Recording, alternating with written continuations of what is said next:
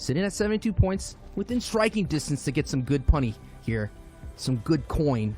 And this is one of those nice little areas. You get a little bit of everything in the orchard, and that's what you want to do with all these professional players, these rotation, their loot paths. They find the optimal way to go through. If you're just tuning in, all this has been practiced numerous of times. They know exactly how much stone or brick you can get from these rocks. They know exactly where they need to go if they need some more. And Stowe taking a quick look to see if he could get a freebie 4-pointer here out in the distance. We've been watching this in a couple of the casts. There it is, a 20 tag, and there it is. Sharpshooter gets shot sharp right there by Stowe. And we've seen that all throughout the FNCS solos as players with their backs exposed taken advantage right there by Stowe.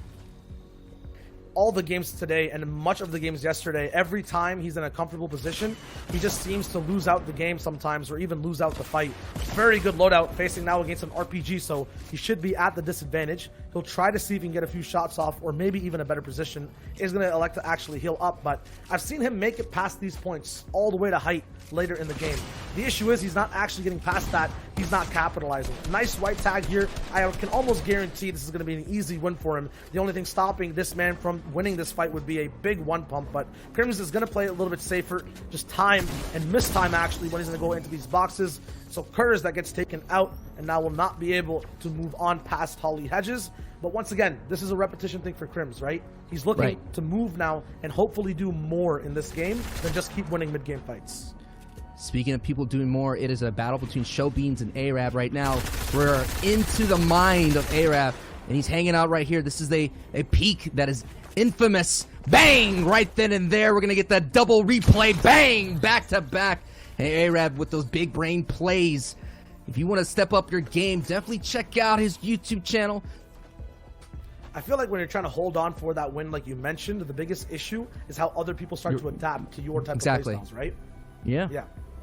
And you feel pretty tight, right? You're just like constricted. You're knowing that at any slip up, someone like a Bizzle could come right over you, or someone like a Frisk could come right over, overtake you. So it's so important here as now we're on the agency. And someone as well knocking out the door at the upper echelons right there. Another ambush play. You got to check the corners. It's a very important thing to do. Really tough to do sometimes when you're thinking that everything's chill, considering that he probably didn't hear a word from them, but here comes the henchman trying to do their best to get that revenge. Playing passively, hiding out, not making noise, a very smart play to make and usually works. It's the same thing we were talking about with Neon. If you have a certain way of winning in day one and people review after that day, catch onto it, they start to put some counter plays down, they take height more aggressively, you're not as comfortable. You get got, it's a bait and switch. Right now, though, Furious, I feel like we see this next to Water every single time. I think we saw Bully doing it at one point yesterday on NA East. Sitting right about 39 of the storm damage and Nut sitting on 6th place here on the boards here. He's looking pretty decent here, Shia, with his kit. Not looking so great in his mats. Don't think it matters when we have that heavy sniper. Oh my God, I was about to say the key to open all doors, but he gets his absolutely shut. Alige, the man who's claimed he's going to basically jump in every person's box, gets it done to himself, but especially because this leaderboard is so close against each other. There's so much congestion in the middle of the pack right now. It's Kanata going right in, reads that play, catches that person trying to layer switch, and actually Arab does get unknown in the feed, but we're sticking here with Kanata, and Kanata's on the hunt looking for this person, and he just might find him. This guy's just doing his best to back away on the back foot, as we say, and it's Kanata having the opportunity to get another 4 points here. He does get blocked. Some great defense being played, but a lot of resources being used by the defensive player as Kanata is continuing the pressure, and Hunt ends up being hunted down by Kanata. With this heavy sniper, Clicks, notorious being a box fighter, notorious for wiping his hands clean when he gets an elimination with that towel, and Clicks gets spicy and no doubt wiping his hands clean with that elim. Hope he sure does, because that was just a complete ring around the rosy around Spicy. There was no way he was able to track Clicks, get in that box, and almost even get out before that elimination came down. That being said, Kanata is also trying to get all the way towards the top at the moment, 2nd place. Looking to grab onto 1st after this game. We saw the relationship actually delve down in Europe, right? When people were so ever close. It's eliminations that are actually the name of the game. And he gets taken out by Tabs G. Some big time action, and I was about to say Kanata with the grappler in his hand, but he made that use a little early. Yep, absolutely. And I'm thinking about Neon as well. In third place, he's out there. He's not the kind of guy that's going to be aggressive and hunt for elims. So he's not going to rack up elims just like COD Genesis did against Shark. He's not going to be able to do that, but it is Genesis. Now he's pushing his way up more and more. I'm telling you. I mean, will it be enough? Because I'm not sure if we're watching Game 2 right now. This is almost the exact same zone we saw before, and we saw what Zate did when it went from land all the way to water. If it pulls above that dam, we could just see Zate pop off once again. He's looking so confident right now. Neon will have the opportunity, though, to just break right past third. Everything he does will push Kanata down now, and there's the elimination to get him so ever close. A 1-point difference between third and second place for him. He needs one more elimination. This is the catch-up game for everyone in the top 10, and a big opportunity for people past that to move forward as well. Bizzle is going to be right behind him. He's looking for his next shot too. Shield's low. He's going to get an impact hopefully soon. I believe he also has zone right now, so he'll be chilling this entire time. You said Kanata might have been that positional mastermind. I think now Bizzle holds that role. Yeah, this is the half in, half out. The circle is going to make a lot of people look at that south side. So congested. And Bizzle doesn't see what is down below, and he gets bopped from the low. And Lucky gets Bizzle out, and that's what I mean. Everybody's still dangerous. Someone from 17 points has a big factor on the top side of the board there, and Bizzle goes down, but no doubt Neon builds a sigh of relief knowing that someone that was on his heels chasing him on the board, and Zate right now has a huge opportunity, Shyo, to build the lead just like Janice did in the EU region, but he has to make a huge rotation here right now. There's the pad. He likes it. The pad's going to be a nice opportunity for him. He's going to heal off here with the med kit. Might get a 50 HP siphon. Trying to get it. Doing his best. He knows his pad's available, so he can take the time. He has the flops. Time is running out.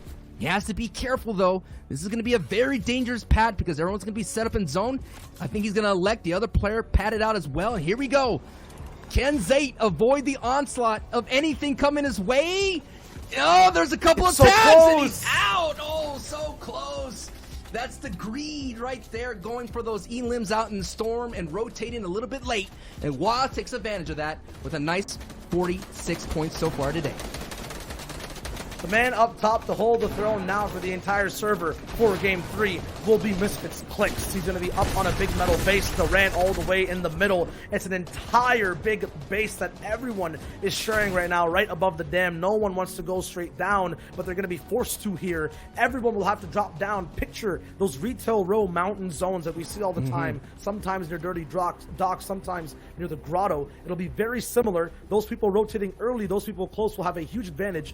Hoofishy knows this. He moves fast here. He's looking for that prime position, but he might just find a few speed bumps along the way. 102 points, 14th place. This could be his moment to fall down the map, but rise up top on the standings. Hoofishy doing really solid right now. Sitting at 14th place. And again, one of those players that's able to get some big coin here as he's moving on here. Booga, Stretch, still alive. Tilt, still alive. But we're still on Hoofishy. As we see that Clicks picks up an elim in the feed. Nice play for height here. Now there's a new height created by our players. And that is the beauty of Fortnite. As Hoofishy gets down Coop, he rains down against the Midas' drum gun and survives and has himself a big-time weapon here for in-game, Shyo. And I was saying everyone should be dropping down, but right now height has never been so high before in a zone like this. People do not want to give up control. Oh my goodness. And oh my god, Hoofishy with the 200 pump straight to the head. 1 edit, 1 second. If you just give this man an inch, he'll take it the full way in terms of your health pool. Now he's looking very strong. 8 floppers for Endgame. Full materials off that siphon. People launch padding, but he does not care. He's sticking to his early rotation. He has the beam operations for high ground. He's looking for it. This is his time to shine, but it's still going to be very tricky. It's a huge chasm right here. A lot of players trying to anchor against the mountain. And Hoofishy picks up a nice elim right there. He's going to start rolling with the Midas' drum gun as Durant is still coming up right now. Let's take a look at the overall picture. Nico's in a bit of a trouble, but it's Hoofishy who has this great dominant position. And we're taking a look at Stretch as well. Mega still alive. Neon in 3rd place. Now vibing. Using that heavy sniper to push inside the boxes here. Doesn't get quite it. He has to kind of reset and take a moment. Clicks still alive. Arab unfortunately goes down, and we're getting closer and closer to a top 10 situation, Shyo. The zone kind of turns into quicksand once you run out of builds. There's no way you can kind of escape it. You have to play beside it, try to wiggle some room out before you can actually leave. Get a siphon. Luckily, though, for Neon, he's going to be able to stay right beside as it bounces back. It's a huge shot off on a jamper, which the zone cleans up. That's big for him. A possible first place swing now with 4 total eliminations in the top 10 situation. Every single placement now will give so many more points out, but Neon is going to be trapped at the backside. The zone is so awkward down below. It's Clicks who picks him up. AV goes down to Jelty, and we have a new reigner of height. It's Mega, who's so far up high. So many materials, putting pressure down onto Durant, forced down below. Rolls, though, so no fall damage. Furious looking a lot more healthier. Durant taken out by Clicks down below. It's going to be an operation from both low and height. If you're mid-ground right now, you are in trouble. So Furious, in one of the worst positions, has to find a way to make this work. A lot of loot available, has the drop down, not the coherent finish, though. A second tag, a third to wrap it up, yes. And it's on Clicks, who had the grappler. Now in a 4-man endgame, he has one of the most powerful weapons and the biggest momentous swing compared to everyone else in the server. He goes up for his Sancho. He's trying to end everyone off.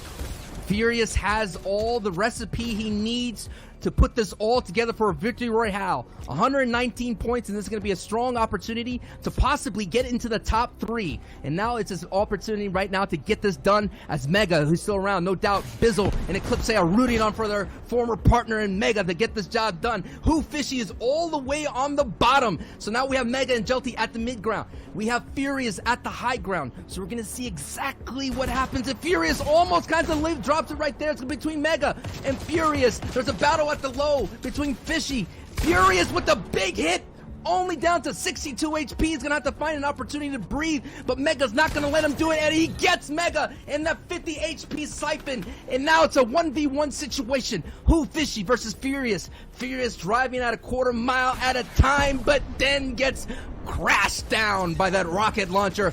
What has transpired here? Neon holding on though after that game, 167 points. Zayt though right behind him, only 15 points behind, and now Fishy, who Fishy cares, excuse me, jumping into 3rd place.